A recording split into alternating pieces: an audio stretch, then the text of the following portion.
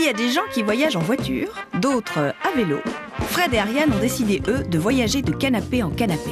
Cela s'appelle le couchsurfing. 15 kilos.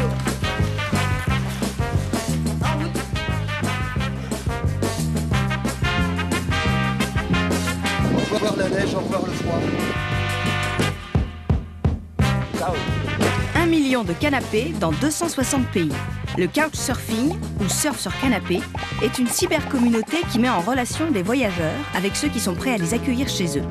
Fred et Ariane vont ainsi traverser l'Inde, le Pakistan, l'Iran, la Turquie et l'Europe de l'Est pour rejoindre Paris en logeant chez d'autres membres de la communauté rencontrés sur Internet.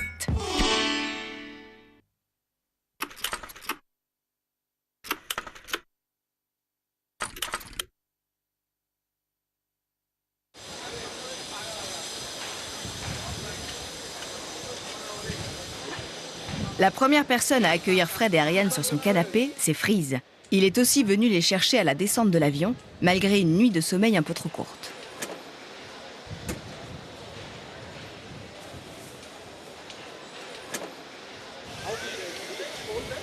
Freeze est DJ. L'avantage, c'est qu'il a ses entrées dans les endroits branchés de Bombay. On sort de l'aéroport, donc Freeze est venu nous chercher et là on va chez lui déposer nos sacs. Donc découverte de Bombay, il fait plus de 30 degrés, il fait très humide et ça fait du bien d'être au chaud. You know the best place to see in Mumbai by night? Yeah. I've been eating last 15 years, so I'm sure I'll take it to a good party. Enjoy it. I'll take it to the right places. Perfect.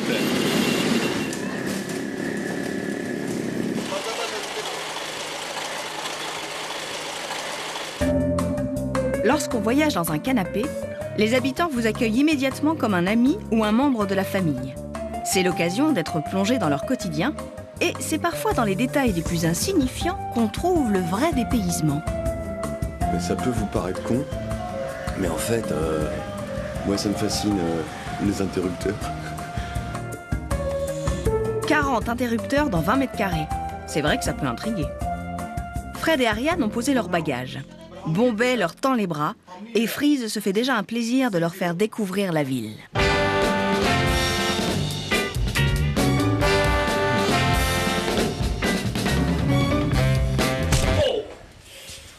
Oh putain!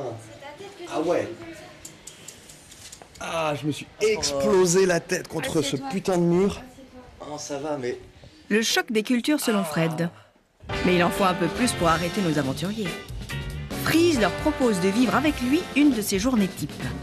Tout d'abord, un brin de toilette s'impose. Comme dans de nombreuses communautés religieuses, les adeptes de Krishna se purifient par des ablutions avant de pénétrer dans un temple ou un lieu saint.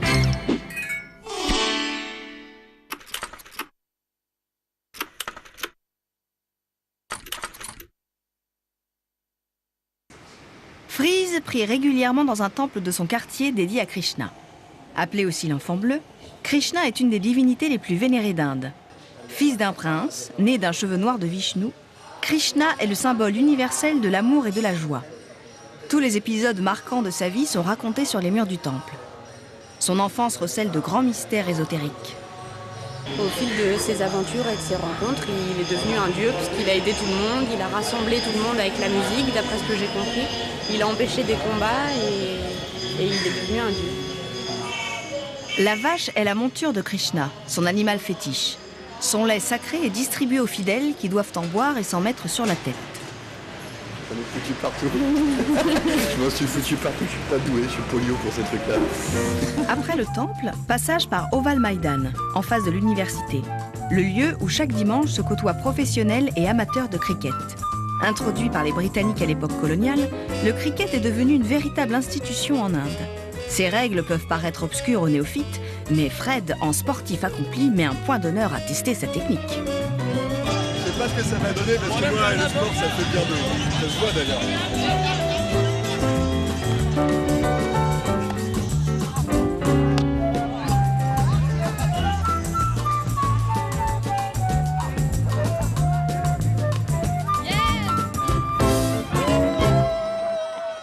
Plus que la technique, c'est le style et l'élégance du grand sportif qui impressionnent. Quelques minutes d'observation suffisent à Fred pour intégrer toutes les subtilités du lancer. Démonstration.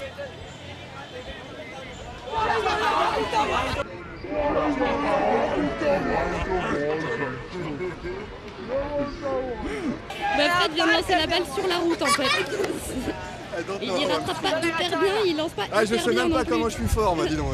Je relance n'importe comment, vraiment, c'est pas pour moi le sport.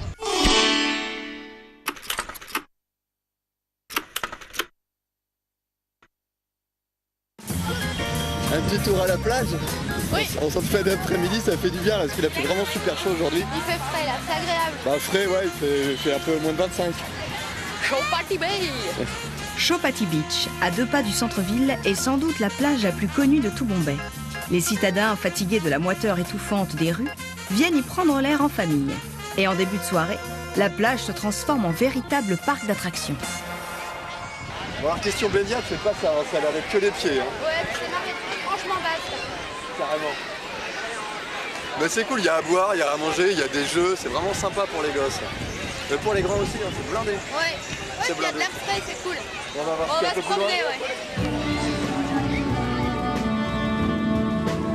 ouais. Même les petits vendeurs de rue s'installent sur le sable pour proposer toutes sortes de rafraîchissements et de spécialités indiennes à déguster sur le pouce. C'est spicy, hein. Ah putain, Super épicé, mais super bon. carrément. Mais il est bon, c'est bon, c'est bon. Allez, on y va. Nos deux aventuriers s'accordent un moment romantique. La recette du bonheur? Une plage déserte, ou presque, un coucher de soleil flamboyant et une recette locale subtilement épicée.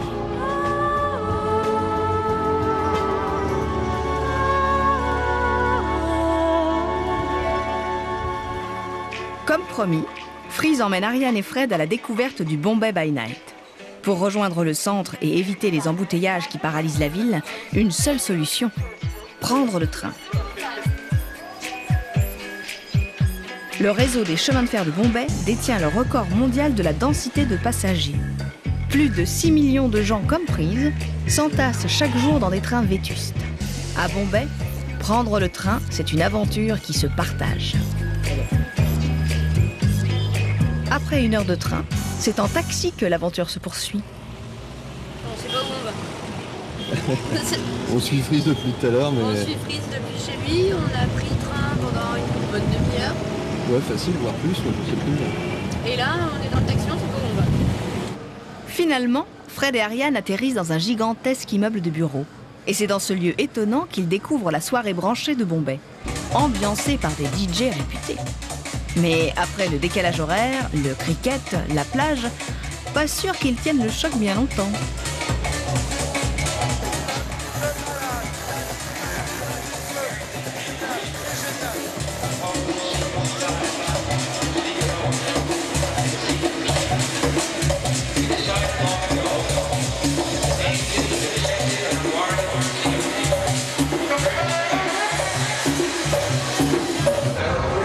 Sorti un peu parce que le son il est vraiment taqué. Ils doivent pas avoir les mêmes contraintes qu'en France de limiter les décibels, je sais plus si c'est 110, 115, 120, bah, peu importe, mais alors là c'est vraiment trop fort. Bon, je vais retourner 5 minutes pour voir ce que ça donne, mais c'est too much. En plus les aigus sont mal réglés, ça me fout les oreilles. Par contre c'est cool, il y a un portier.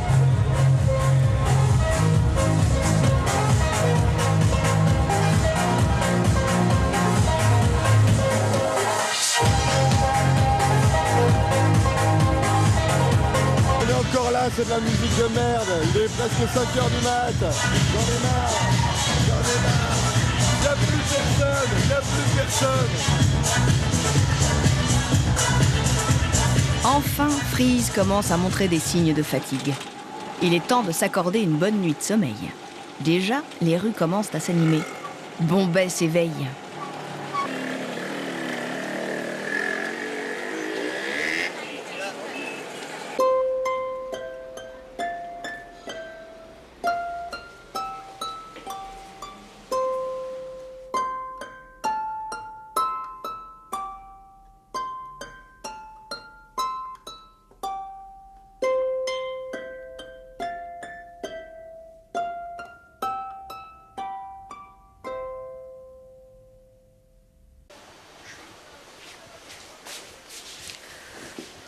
Bonjour. Bon, première nuit à Bombay. Les moustiques m'ont réservé un sacré comité d'accueil. Je me suis réveillée défigurée. Bon, je rigole parce que j'ai pas mal, donc c'est pas grave. Mais je ressemble à rien dès le premier jour, c'est excellent. Alors voilà pour le détail de l'histoire, piqûre de moustique ici, et puis cette nuit j'ai senti mon œil pousser tout doucement, et puis je me suis réveillée comme ça.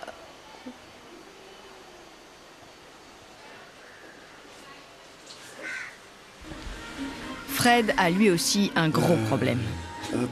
Oh putain. Coup de merde. Ses cheveux n'en font qu'à leur tête. Il tente de les discipliner, mais sans grand succès. Il faut bien s'occuper en attendant que Freeze se lève. Et là, il dort encore. Il n'est pas du matin, hein. Il est quoi pour nous, là? Il est 14h. Je suis pas sûr qu'il soit levé avant une bonne heure ou deux, déjà. Pour rejoindre la gare, Fred et Ariane décident de prendre des rickshaws. Ces petits taxis à 3 roues se faufilent à toute allure à travers la circulation. Dans bien des villes d'Asie, ces engins se sont forgés une solide réputation de danger public. C'est cool d'être une nana parce que je porte mon sac. Moi j'ai juste les petits sacs. Dans le centre-ville de Bombay, les rickshaws sont interdits à la circulation pour cause d'embouteillages déjà chroniques. Mais dans tous les faubourgs de la ville, il reste le moyen le plus rapide pour se rendre à destination. C'est super blindé finalement. Je crois qu'on va remonter dans les rickshaws, on va essayer de choper un taco un peu plus loin pour aller dans Bombay Centre. Et de toute façon c'est pas beaucoup plus cher, ça va juste aller un peu moins vite. Let's go.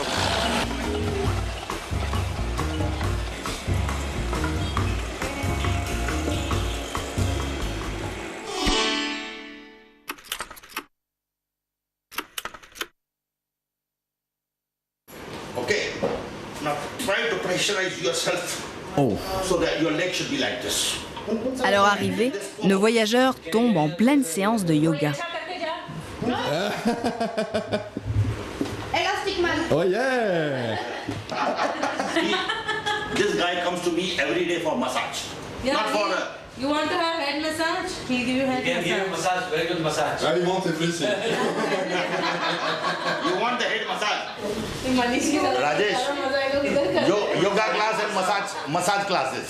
I don't think so he expected this today at 11:30 in the night. अरे ऐसा But slowly. तगड़ा है. He's telling you you have no muscles.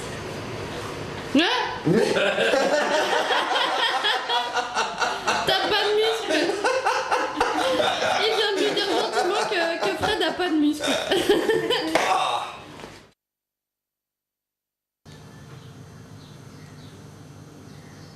Réveil difficile pour nos deux aventuriers. Ils ont accepté d'assister à un cours de yoga sans savoir qu'il commençait à 6 h du matin. C'est pas trop dur? Si, on dormait bien. Le lit est hyper confortable, on était bien. On a dormi 5 heures, on va yoguer. Allez, motivé. On va se demander pourquoi ils font du yoga si tôt. Ils peuvent pas le faire à, je sais pas, à midi? On va se coucher quoi, tranquille. Voilà. Bah non, allez, viens. Si certains sont perplexes, le yoga a aussi ses inconditionnels. I'm a 55 years old. Okay. Yeah. If you 55. 55. If you tell me to work for 10 days continuously, Yeah. 20 hours in a day, Yeah. and I'm still ready. I'll not sleep.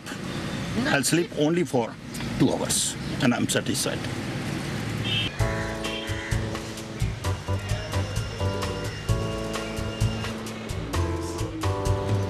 Leur hôte pratique le yoga Iyengar, qui se caractérise par une pratique approfondie des postures du yoga classique, les asanas, et la respiration yogique, pranayama. Ça a l'air formidable. Quand tu vois le cousin de tonton qui fait 95 kilos et qui se met sur la tête pendant 30 minutes, à 55 ans, ça fait rêver quoi. L'enseignement se fait dans une atmosphère stricte et les ordres du professeur sont suivis à la lettre. Dans cette variante du yoga, une attention toute particulière est portée sur l'alignement des différentes parties du corps dans l'espace. Cette exigence, parfois acrobatique, nécessite des supports tels que sangles, briques, cordes, bâtons et chaises.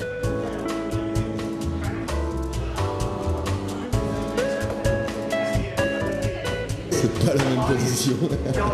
Devant cette démonstration de souplesse, Fred et Ariane restent tétanisés. Bon, j'espère qu'il va pas me choper pour faire ça, parce que là, c'est pas possible.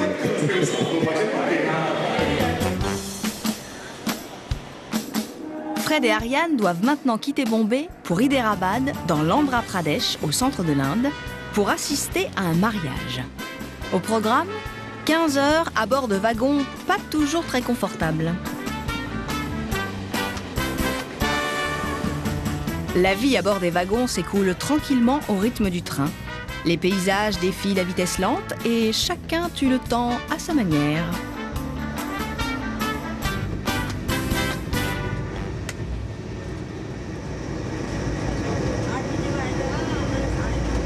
T'as pas de bol quand même, t'as la clim et l'aération. Clim plus aération, ouais. Je vais me planquer dans mon foulard. Allez, bonne nuit. À demain. À demain.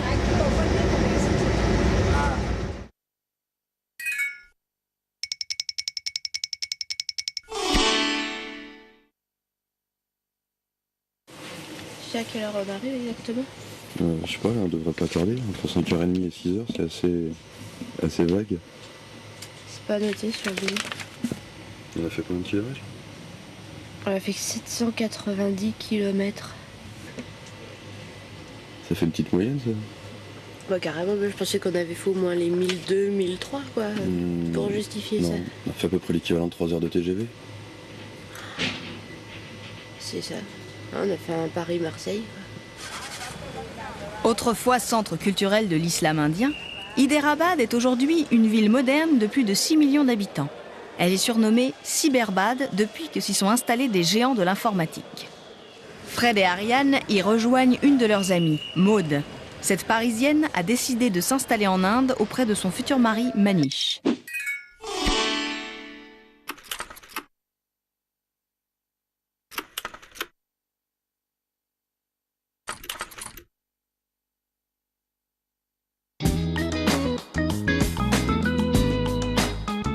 Nos deux aventuriers vont loger sur la terrasse de la maison des mariés, dans un quartier résidentiel des faubourgs de la ville.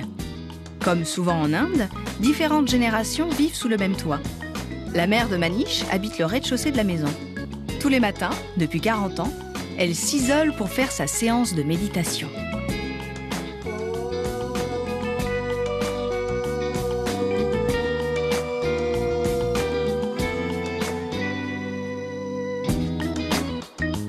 Un voyage en Inde, c'est aussi un voyage spirituel.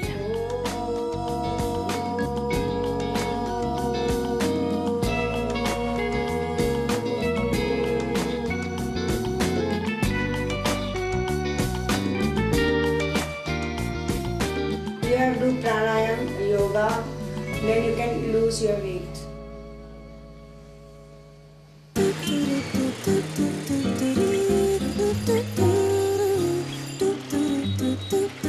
Direction le centre-ville coloré d'Hyderabad. Les Indiens se prennent facilement au jeu de la photographie et Ariane en profite pour prendre quelques clichés. C'est chouette. Ils sont sympas, dès que tu leur montres la photo, ils sont contents, t'as vu? Mais la visite du centre-ville a aussi un autre but. Ils doivent trouver une tenue adéquate pour le mariage de leur ami. Direction le quartier des couturiers. Objectif ? Trouver un sari pour Ariane et un costume traditionnel pour Fred. Devant tous ces tissus aux couleurs chatoyantes, Ariane ne sait plus où donner de la tête.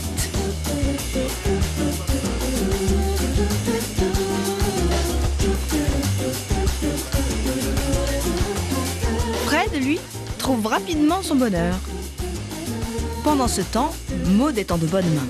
Comme le veut la tradition, les bras et les pieds de la mariée sont ornés de tatouages au henné.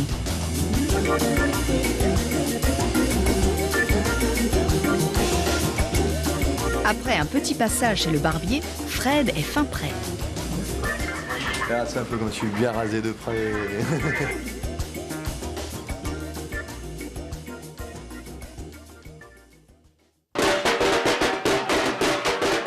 Tel le prince charmant, Manish enfourche son cheval blanc avant de rejoindre sa promise.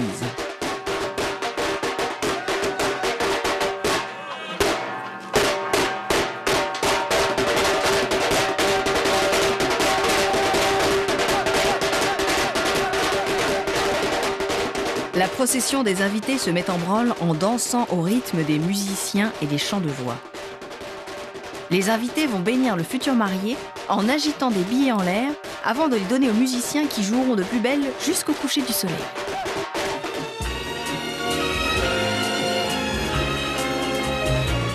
De son côté, la mariée qui n'a pas vu son fiancé depuis 3 jours attend le cortège derrière un voile.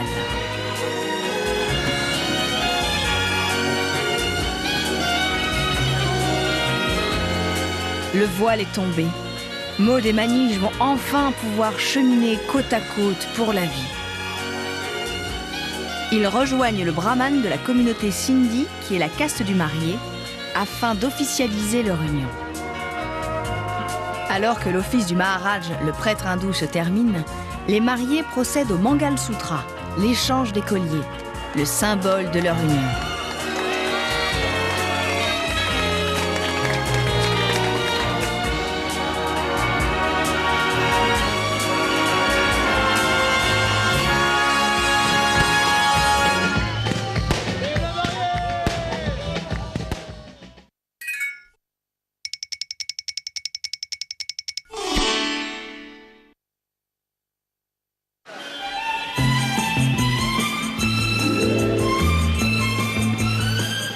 Amritsar est la ville frontière par laquelle Ariane et Fred vont rejoindre le Pakistan. C'est au nord-ouest de l'État du Pendjab indien que la ville abrite le Harmandir Sahib, appelé aussi le Temple d'Or. Le temple, construit en 1601, est ouvert 365 jours par an, 24 heures sur 24. En matière de turban, Fred a fait des efforts, mais il n'est pas encore tout à fait à la hauteur. Ouais, ça fait plutôt pirate des Caraïbes que sikh, hein, comme ça, non? Ouais, c'est vrai. Mais il y a de l'idée. Les pèlerins peuvent trouver en ce lieu sacré un hébergement gratuit ainsi que de la nourriture offerte par le temple. On peut y servir plus de 50 000 repas par jour. Les fidèles viennent au temple prier ou faire des marches silencieuses autour du bassin sacré qui a donné son nom à la ville. Amritsar vient de Amrita Saras, soit étang de nectar.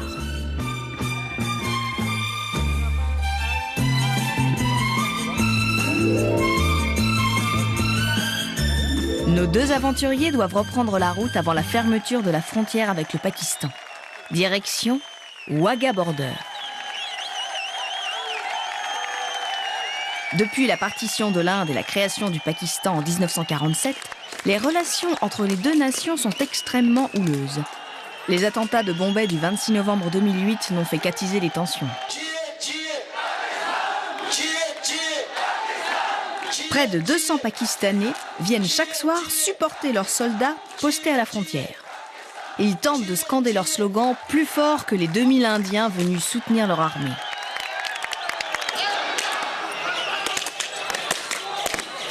Cela fait maintenant plus de 50 ans que les 2 armées se font face dans une chorégraphie martiale dont tout l'art consiste à défier le camp adverse.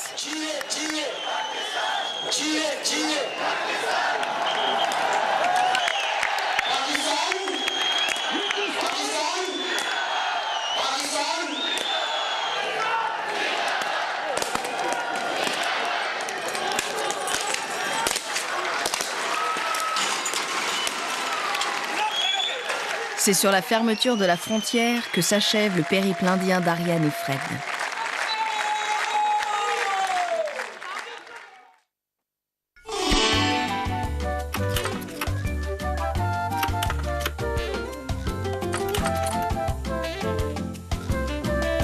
C'est dans un quartier huppé de la ville, surveillé par des milices privées, que nous retrouvons pour le petit déjeuner nos 2 aventuriers. Tabrès, leur hôte, est un musulman pratiquant, ouvert et modéré. En respect avec le Coran, il considère les voyageurs comme une bénédiction divine et les reçoit avec la plus grande attention.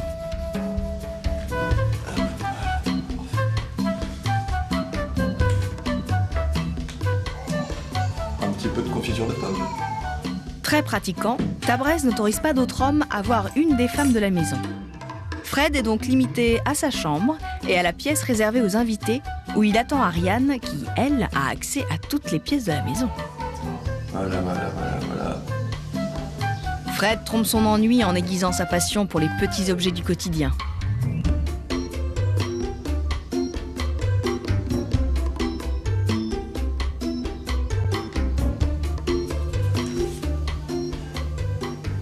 c'est plus pour des montres inaccessibles. Tabrez se rend disponible pour ses invités et se propose de leur montrer sa ville.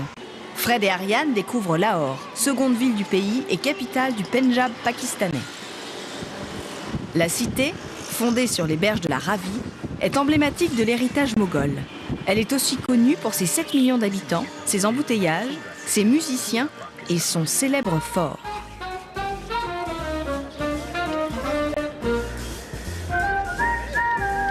La citadelle a été édifiée au XVIe siècle par l'empereur moghol Akbar. Le nom de la ville viendrait de la contraction de Lohawar, qui signifie « fort de l'eau ». Elle a été ensuite modifiée par son petit-fils, Shah Jahan, le célèbre empereur à qui on doit aussi le majestueux Taj Mahal. Alors que les enfants font des jardins leur nouveau terrain de jeu, Tabrez tient à montrer à ses invités ce chef-d'œuvre de l'architecture moghole inscrit au patrimoine mondial de l'UNESCO. Pour les habitants de Lahore, le fort est la preuve que la ville n'usurpe pas sa réputation de capitale culturelle du pays.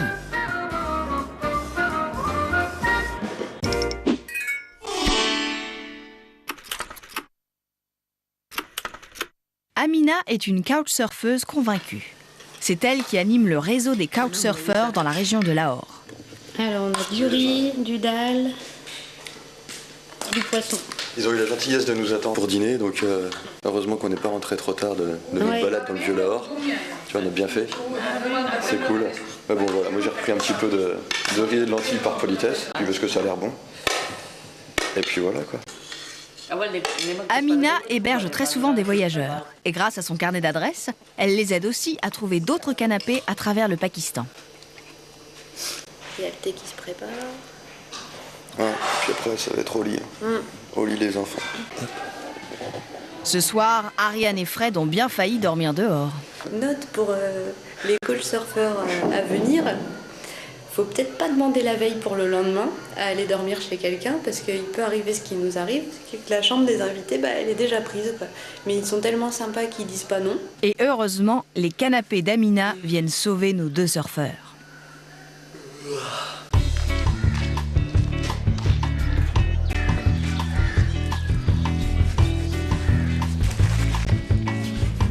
Le lendemain, alors que la ville s'éveille, les enfants de la maison sont déjà sur le pied de guerre. Direction la terrasse pour une petite partie de cricket. Malheureusement pour Fred, ce sport est aussi incroyablement populaire de ce côté-ci de la frontière.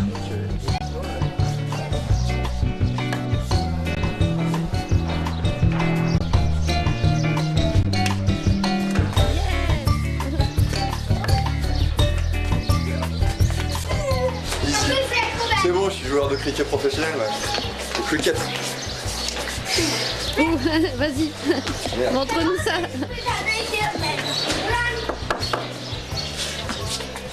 Ok.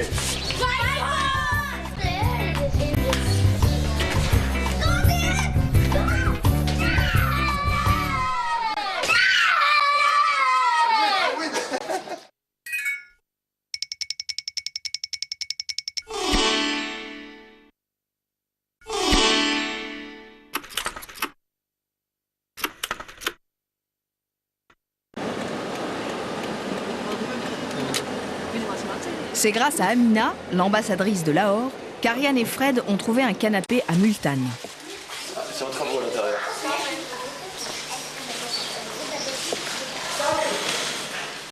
En arrivant chez AXA, ils sont à nouveau accueillis comme des membres de la famille. Et en famille, quoi de plus naturel que de se retrouver devant un bon feuilleton sentimental ? Devant une telle débauche de sentiments, nos 2 voyageurs restent un peu dubitatifs.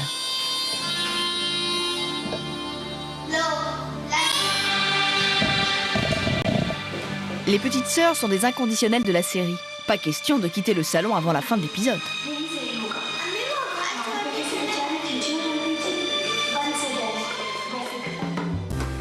AXA emmène Ariane et Fred visiter la ferme familiale. Depuis plusieurs générations, sa famille est propriétaire d'une mangueraie à une dizaine de kilomètres de Multan. Parmi les classes aisées du Pakistan, on trouve de nombreux propriétaires terriens. La plupart d'entre eux sont aujourd'hui des citadins et ils vivent au quotidien bien loin des préoccupations de la ferme. Très vite, la visite se transforme en séance photo. Aksa adore poser à la manière de ses stars préférées. C'est une fan des films indiens.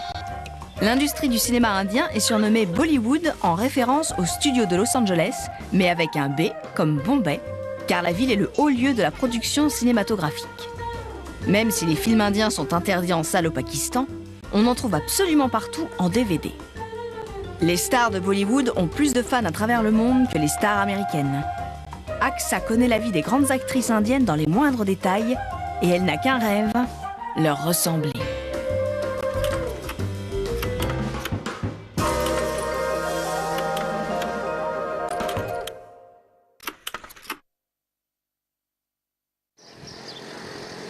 La visite de Multan, une des villes les plus anciennes du sous-continent, se poursuit avec la découverte du mausolée de Sheikh Rokenlalam. Multan est connue pour être la ville des soufis, des mystiques musulmans qui par l'ascétisme cherchent à parvenir à l'union spirituelle avec Dieu. Ce mausolée est aussi un passage obligé, tant les habitants de Multan sont fiers de ce joyau architectural du XIIIe siècle.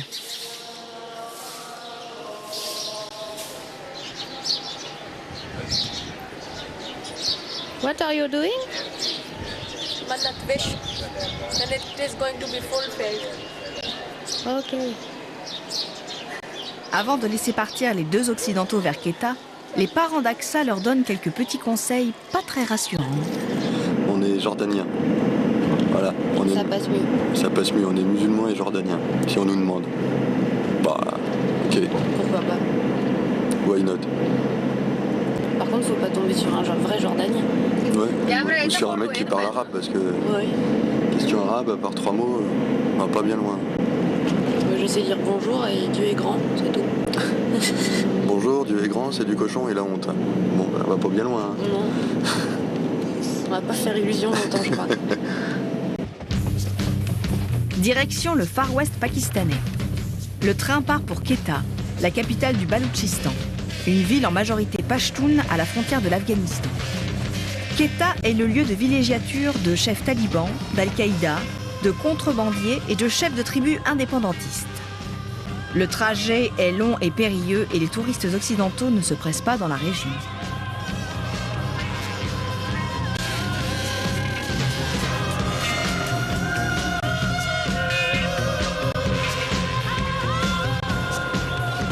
À Quetta, Ariane et Fred sont un peu tendus. Il faut dire que leur présence ne passe pas exactement inaperçue. Dans cette ville de tous les trafics, ils acceptent une offre inattendue. On les invite à grimper sur les toits pour une partie de cerf-volant, un des loisirs favoris des Pakistanais.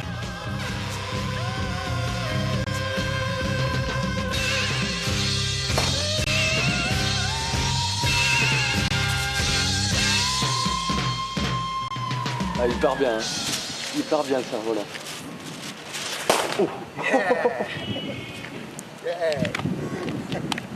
Ok, c'est bon.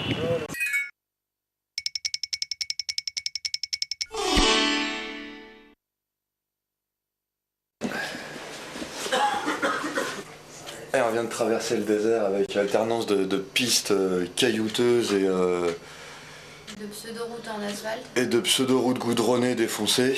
C'était assez sportif. Et là, on vient d'arriver dans un bled, c'est Taftan. Et alors, Taftan, c'est le bout du monde, quoi. C'est la ville frontière. Ouais, c'est no man's land. C'est bluffant. Alors, santé est très bon, mais ça fait 15 heures que je dois pisser. Et là, ça devient vraiment sportif et il y a rien. Il n'y a absolument rien pour les femmes. Bah, les hommes se débrouillent dans la nature, mais il n'y a absolument rien. Et là, ça devient une vraie galère du voyage. Taftan est la seule frontière terrestre ouverte entre le Pakistan et l'Iran. Les locaux surnomment Taftan la route vers Londres, car la ville est le point de ralliement des réfugiés, mais aussi des contrebandiers et trafiquants qui cherchent à rallier l'Europe. Dans ce coin de désert, les trafiquants tout genre vont bon train. On trouve vraiment de tout à Taftan quand on cherche bien. J'ai trouvé des toilettes. Bon bah ça va ça beaucoup. fait du bien, hein. Ah ouais, ça fait partie des petits bonheurs de la vie. C'est clair.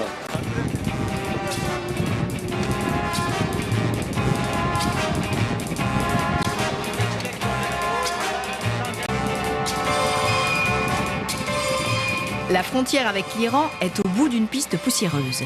C'est à l'arrière d'un pick-up que nos aventuriers effectuent les derniers kilomètres.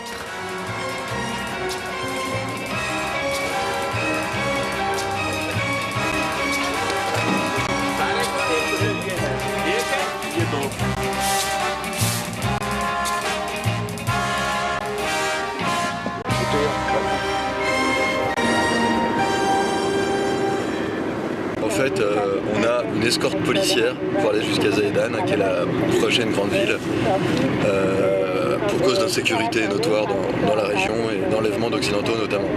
Et donc on va directement aller à la gare de bus de Zaïdan pour prendre un bus dans l'après-midi pour Shiraz. Ça y est, j'ai le voile. Après l'enlever celui-là. Depuis Quetta, c'était pour passer inaperçu. Parce que comme disait Fred, dans le désert du Balouchistan, c'est pas toujours hyper sécurisé pour les petits occidentaux que nous sommes. Ok.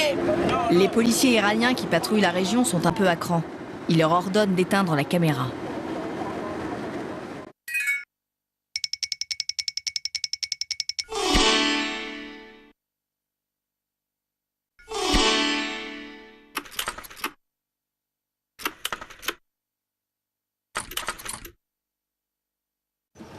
Bah ça y est, on est à Shiraz. Il est 10h du matin et notre hôte vient de venir nous chercher en Peugeot. Donc bah c'est cool, c'est parti, on va enfin voir la ville après 36 heures de bus. Deux jours de trajet et de nuit. Et de nuit, ouais. Les derniers jours ont en effet un peu épuisé nos aventuriers. Ils s'accorderaient bien une petite pause avant d'arpenter la ville.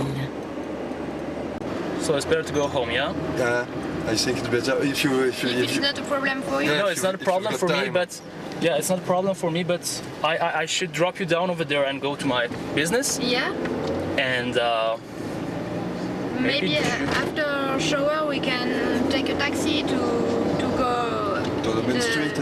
The main Yeah. street? No? maybe yeah, I will show you the way. Ah, ça fait 2 jours que j'en rêve de ça. Je vais enfin enlever mon pantalon qui est très confortable au demeurant. On va dire qu'il est taille unique. Le problème c'est qu'on se voit pas grossir là-dedans.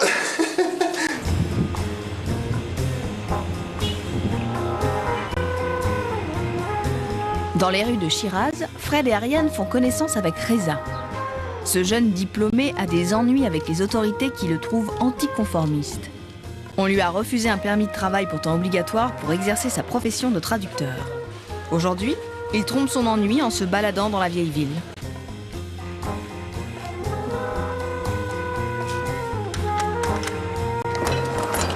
Salam.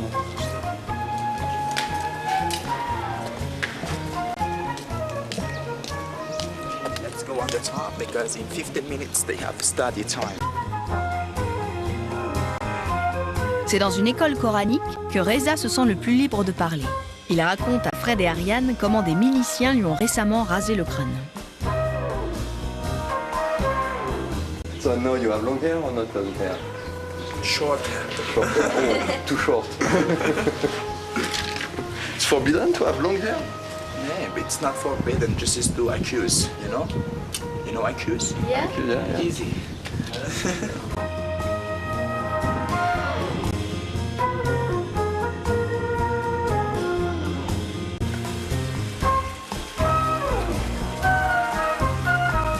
Avec Reza pour guide, la place la plus touristique de Shiraz prend tout à coup une autre dimension. Il y a des espions qui se baladent sur la place. Ah bon? Et ils m'ont montré un derrière qui parle au motard, au policier. Et il s'arrête, il écoute ce qui se passe sur la place et dès que les flics arrivent, il va leur parler et il leur explique ce qui se passe ici. Ah oui, d'accord, il fait son petit rapport. Il fait son petit rapport. On y va? On y va.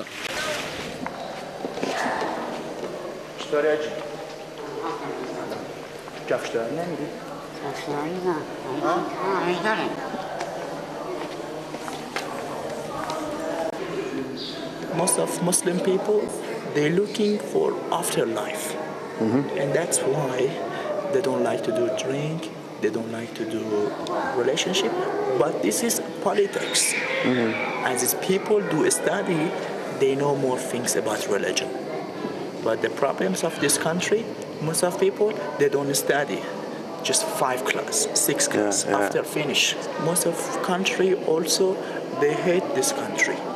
You know, they don't like to come to this country. That's true. Because they think Iran it's terrorist country, and if you go there, people not friendly, people kill people. You know? But this is bullshit. Malheureusement, nos aventuriers doivent quitter Reza. Ils ont rendez-vous avec Farzan de l'autre côté de la ville. Farzan à toi. Hello. Farzan finishing working.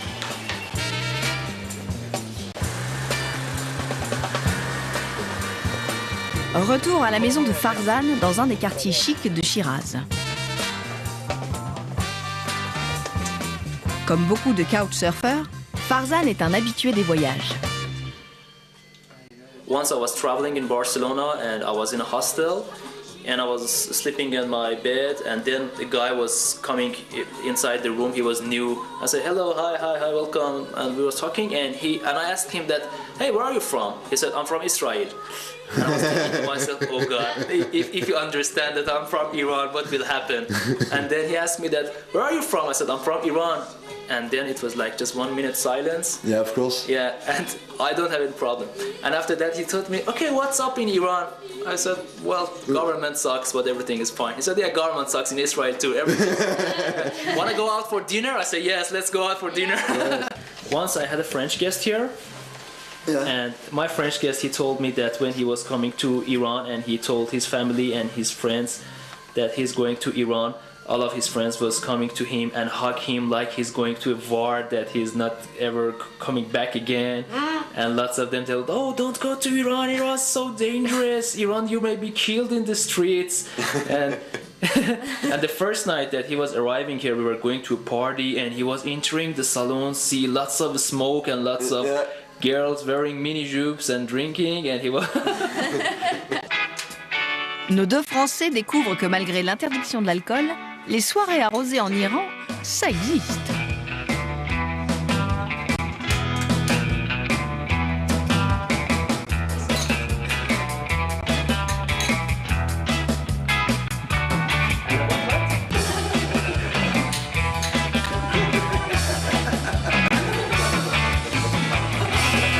Nuit de pleine lune, après quelques verres, Fred se métamorphose.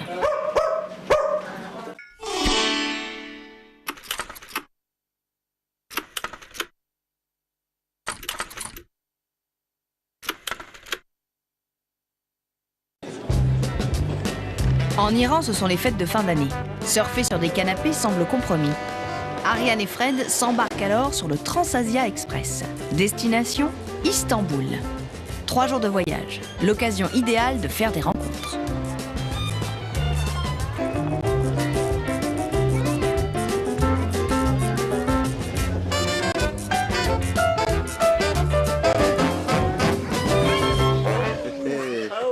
It's tea time! Yeah, it's tea time, tea time!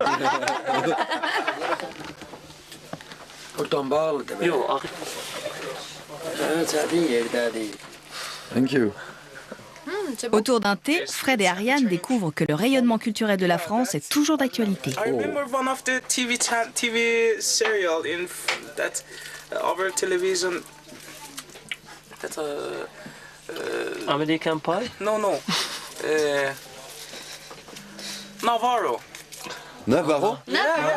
You know Navarro? Yeah. I was one of the fan of Navarro. Really? Yes. At night, I was awake for see the Navarro. Navarro is a good movie. Best. Yes. Ça y est, on démarre. 6e heure de voyage, 2e heure d'attente. Ça y est, on démarre. On démarre enfin.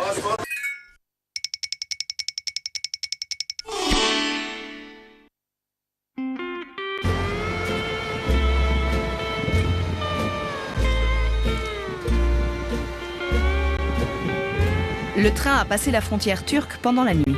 Les wagons ont été chargés sur un ferry qui traverse l'immense lac Van.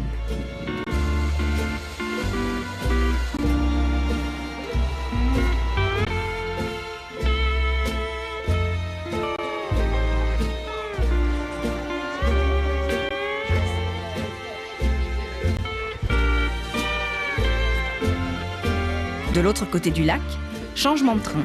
C'est la compagnie de chemin de fer turque qui assure la liaison vers Istanbul. On sent immédiatement un vrai changement d'ambiance. Il est 9h heure turque et 9h du matin.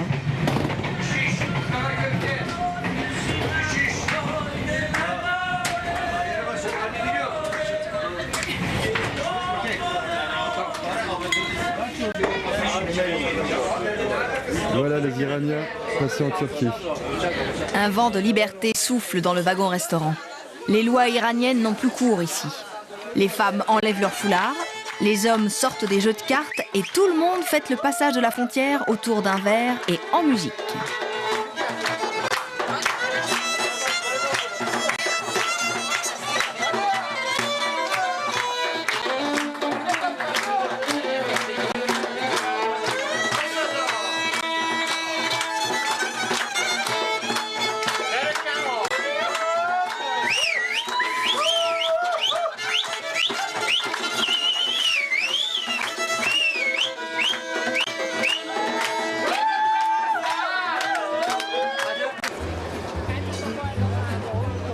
À la descente du train, Ariane et Fred sont un peu déboussolés.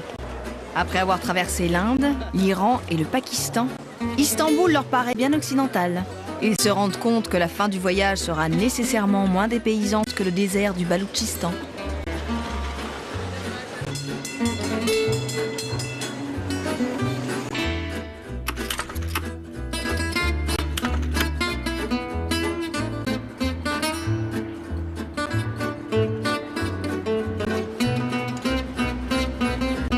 En traversant le Bosphore pour rejoindre leur canapé, nos aventuriers se laissent séduire par la beauté de la ville.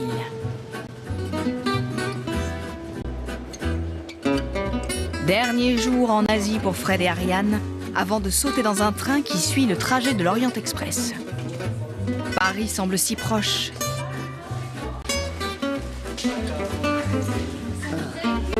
Le temps de poser leurs bagages et de manger sur le pouce, Ariane, Fred et Ozzy assistent à une soirée couchsurfing.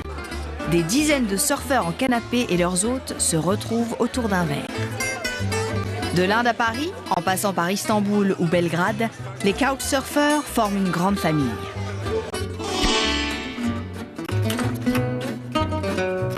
C'est décidé. À partir d'aujourd'hui, Ariane et Fred ne voyageront plus que de canapé en canapé.